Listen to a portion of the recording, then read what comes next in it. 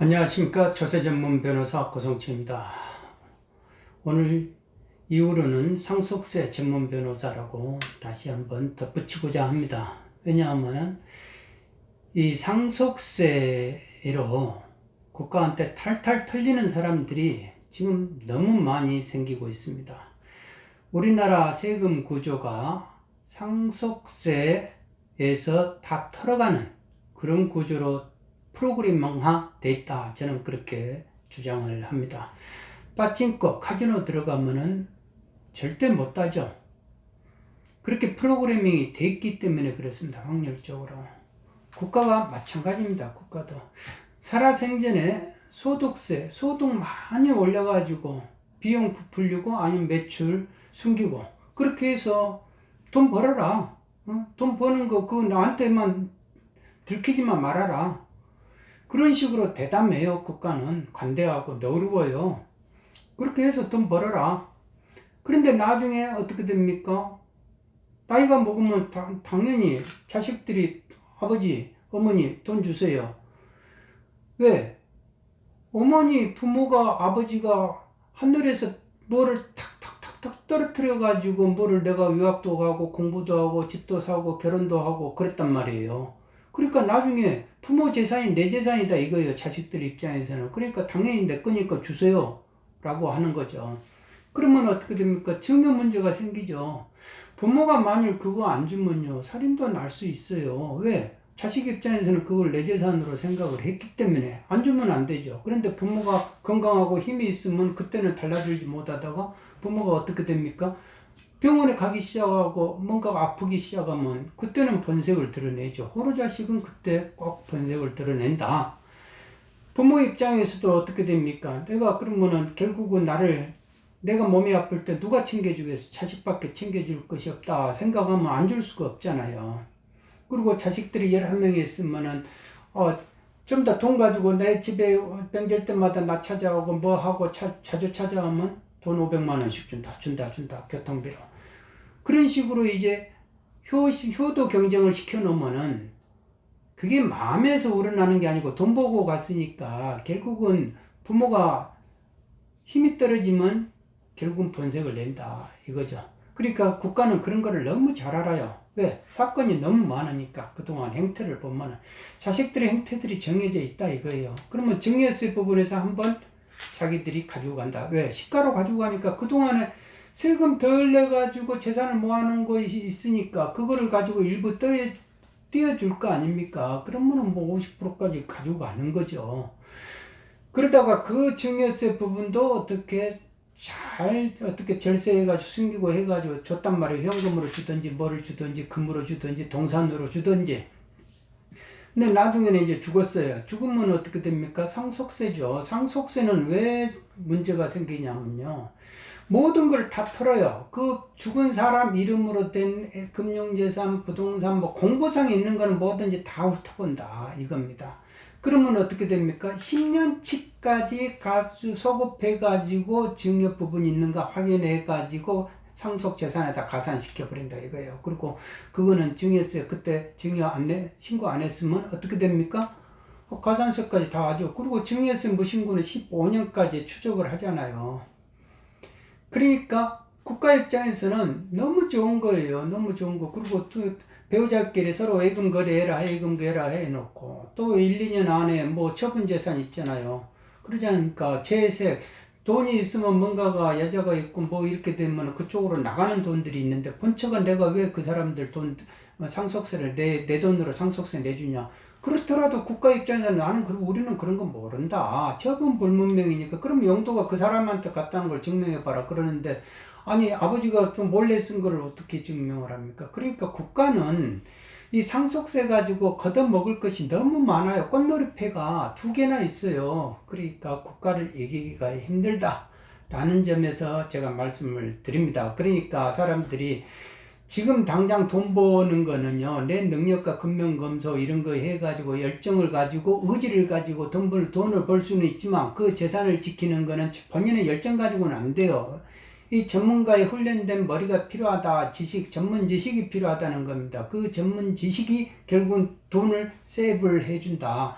그런데 그 상담료 주는 거 아깝고 푼돈 주는 걸 아까워해요. 예? 자수성가한 사람들은 진짜 푼돈 주는 거 아까워하고 어떤 재벌 회장 같은 경우는 서빙하는 사람한테 3,000원 주는 거 제가 직접 봤어요.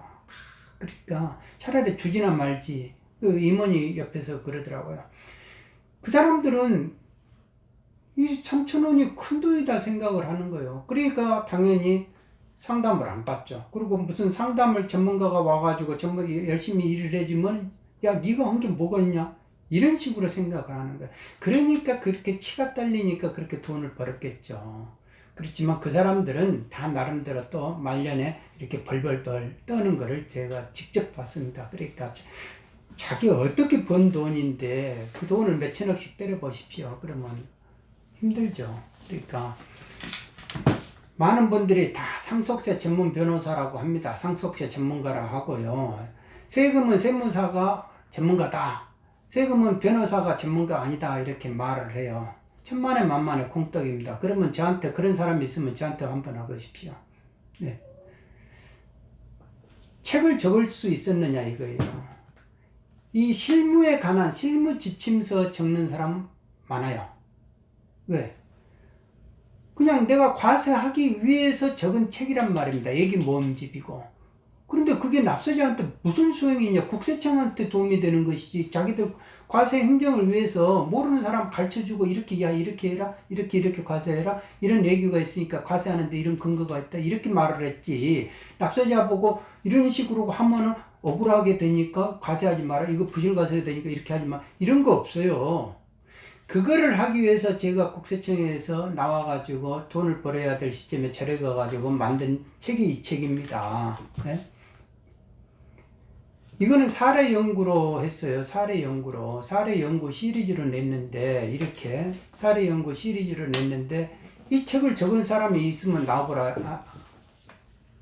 못 나오죠. 그러니까 책 적는 게 그렇게 쉬운 게 아니에요. 그리고 남한테 인정받기가 쉽지가 않습니다. 그럴 때 이 책은 비싸게 9만원 정도 팔았기 때문에 우리나라에서 내가 이렇게 이 책 팔아보고 나서 제가 자비 출판해가지고 팔았는데 가만히 보니까 이걸 나중에는 이제 뭐 큰 출판사도 줘보고 있는데 큰 출판사가 저보다 더 많이 못 팔더라고요. 그러니까 이 책을 살 수 있는 거 이런 책들을 사고 보고 사건 하는 사람밖에 없는 거예요. 세무사도 의외로 불복 사건 하기 힘듭니다. 상당히 힘들어요. 전체적으로 2만 명 되더라도 불복 한 200명이나 될까요? 조세심판원에다 사건 가지고 다니는 사람이. 그리고 변호사라 하지만 세법을 언제 배운 적이 있습니까? 제가 로스쿨 무슨 시험 문제 내달라고 하면 출제도 해주고 그러는데요. 그 실력이 있는 데가 아닙니다. 그냥 우리가 이 정도 선에서 뭐 이렇게 여기에서 가르치고 여기서 시험 문제 내자 이런 식의 어떤 목표가 있을지는 몰라도 실력을 키우는 데는 아니다 이거예요. 그러니까 이런 책이 앞으로 필요하다. 그런데 지금까지 제가 적어놓고 나서 그 다음 사람들이 이 법서를 새로 만들어내지를 못하고 있다. 그런 겁니다. 그러니까 저는 사례들을 많이 봤어요. 그리고 불복을 어떻게 하고 있는지, 내가 법무과장으로서 열심히 어떻게 해봤는지, 그리고 국세청이 지금 어떻게 돌아가는지. 국세청은요, 또 국세청 안에만 있으면요, 자기 조직 잘 몰라요, 또. 밖에서 이렇게 보는 시각이 있어야 된다. 그러니까 뭐든지 조세 전문이라는 건 균형 감각을 가져야 되는데 법리도 가져야 돼, 훈련을 받아야 되고 실무도 훈련을 받아야 된다. 그리고 공직 안과 밖에서 균형을 잡아줘야 된다. 다 같이 안에서도 볼 줄 알아야 되고 밖에서도 볼 줄 알았어야 된다.